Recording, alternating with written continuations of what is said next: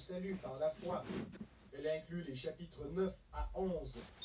La deuxième partie de l'épître est composée d'exhortations à ceux qui sont sauvés par la grâce de Dieu. Les chapitres 12 et 13 présentent les règles de conduite générale. Les chapitres 14 en Christ à tout croyant. Elle inclut le chapitre 1 jusqu'au chapitre 8. La deuxième section traite de l'incrédulité du peuple juif en présence du salut par la foi. Elle inclut les chapitres 9 à 11.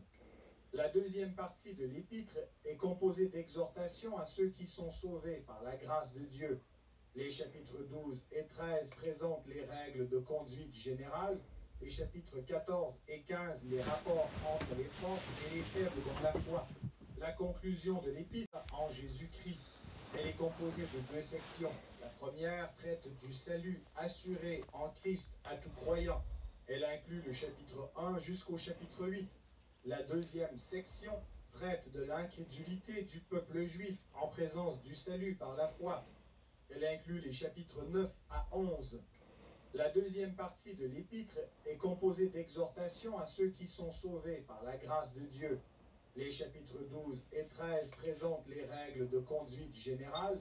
Les chapitres 14 et 15, les rapports entre les forts et les faibles dans la foi. La conclusion de l'épître commence au chapitre 15, verset 14, avec les explications personnelles de l'apôtre concernant ses voyages et son ministère, et termine avec les recommandations, salutations et avertissements au chapitre 16. L'œuvre chez eux. L'épître aux Romains se divise en deux parties d'inégale étendue. Un traité doctrinal sur le salut par la foi, chapitre 1 à 11, un traité pratique sur la conduite de ceux qui sont sauvés, chapitre 12 au chapitre 15, verset 13. La première partie traite du salut par la foi en Jésus-Christ.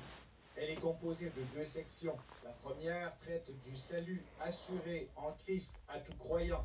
Elle inclut le chapitre 1 jusqu'au chapitre 8. La deuxième section traite de l'incrédulité du peuple juif en présence du salut par la foi.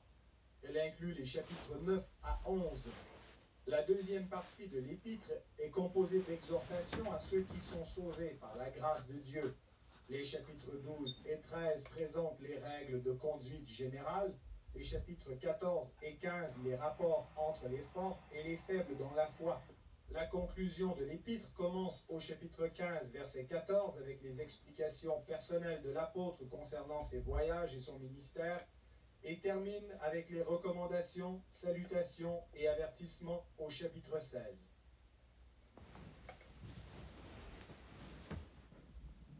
Épître de Paul aux Romains, chapitre 1.